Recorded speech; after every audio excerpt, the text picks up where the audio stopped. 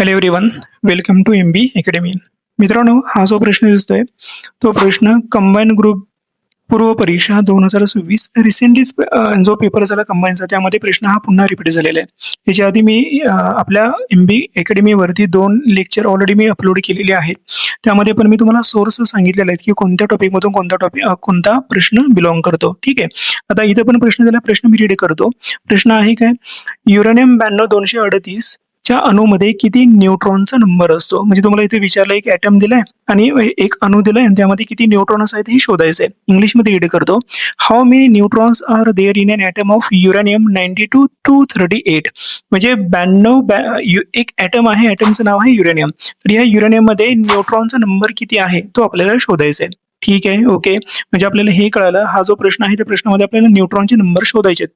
Basically हा जो topic आहे, हा प्रश्न कोणत्या टॉपिक मधून बिलॉंग करतो, तर अगेन आपलं 10वीचं जे स्टेट बोर्ड आहे, स्टेट बोर्ड मध्ये पार्ट फर्स्ट जी बुक आहे सायन्स, त्यामध्ये 2 नंबरचा जो टॉपिक आहे कोणता, पिरियॉडिक क्लासिफिकेशन ऑफ एलिमेंट, त्याला आपण म्हणतो मूलद्रव्याचे वर्गीकरण. तर ह्या टॉपिक मध्ये तुम्हाला ह्या प्रश्नाचा आन्सर मिळेल, म्हणजे आन्सर अवेलेबल आहे. म्हणजे सोर्स तुम्हाला कळला की स्टेट बोर्ड, पाठीमागले दोन्ही व्हिडिओ टाकलेत आणि हा एक व्हिडिओ, तिन्ही सोर्स स्टेट बोर्ड 10वीचं जे स्टेट बोर्ड आहे त्यामधून हे सगळे प्रश्न बिलॉंग करतात. म्हणजे पहिल्यांदा आपल्याला स्टेट बोर्डचे सगळे कन्सेप्ट क्लिअर करावे लागतील. ठीक आहे. त्यानंतर आपल्याला रेफरन्स बुक रेफर करावं लागेल.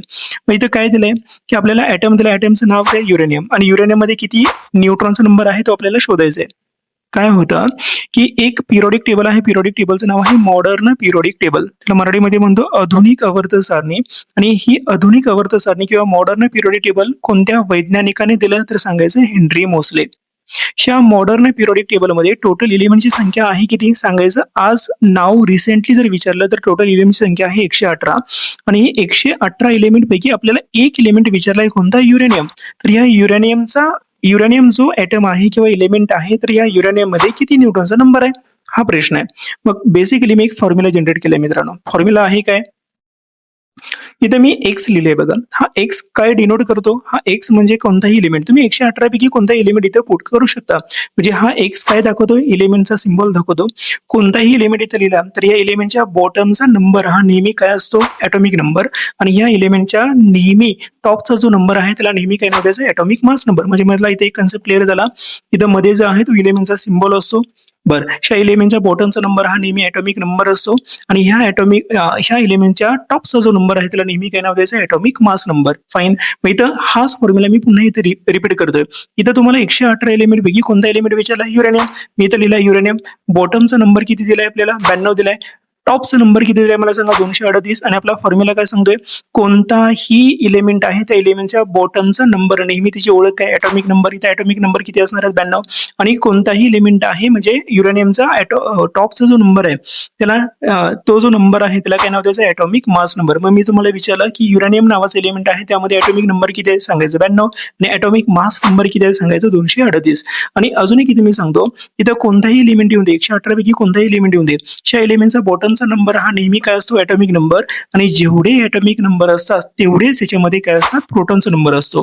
आणि जेवढे प्रोटॉनचे नंबर आहेत तेवढेच त्यामध्ये काय असतात, इलेक्ट्रॉनचे नंबर असतात. म्हणजे आपल्याला इथं 2 घटक सॉल्व्ह करायला जरा सोपे झाले. म्हणजे ॲटॉमिक नंबर आहे तोच काय असतो, प्रोटॉन. आणि प्रोटॉनचा नंबर जेवढे आहे तेवढेच काय असतात, इलेक्ट्रॉन. ह्या केसमध्ये जरा मला सांगा, युरेनियम जो आहे तो 92 आहे काय ॲटॉमिक नंबर. म्हणजे जेवढे ॲटॉमिक नंबर म्हणजे तेवढे त्यामध्ये काय असणार आहेत, प्रोटॉनचा नंबर. म्हणजे 92 जर ॲटॉमिक नंबर असेल तर प्रोटॉनचा नंबर सुद्धा किती झाला, 92. आणि जेवढे प्रोटॉन असतात तेवढेच काय असतात, इलेक्ट्रॉन. मी आता सांगितलं.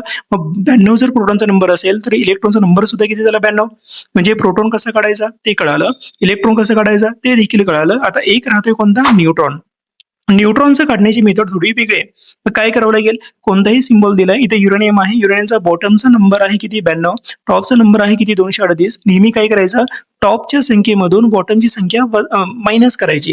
म्हणजे 238 मधून जर 92 केलं तर येणारी संख्या किती आल्या, 146. हा त्या एलिमेंटचा नेहमी काय मानला जातो, न्यूट्रॉनचा नंबर. पण इथं प्रश्न थोडासा आपल्याला फिरवलाय. प्रश्न काय विचारला, आपला न्यूट्रॉनचा नंबर नाही विचारला. न्यूट्रॉनचा नंबर काढण्यासाठी जो फॉर्म्युला तुम्ही वापरताय ना त्या फॉर्म्युल्यावरती प्रश्न विचारलाय. मग काय दिलंय, युरेनियम नावाचा ॲटम, त्यामध्ये न्यूट्रॉन काढायचे. मग आपल्याला ऑप्शन नुसार जावं लागेल. आपण न्यूट्रॉन कसं काढतो?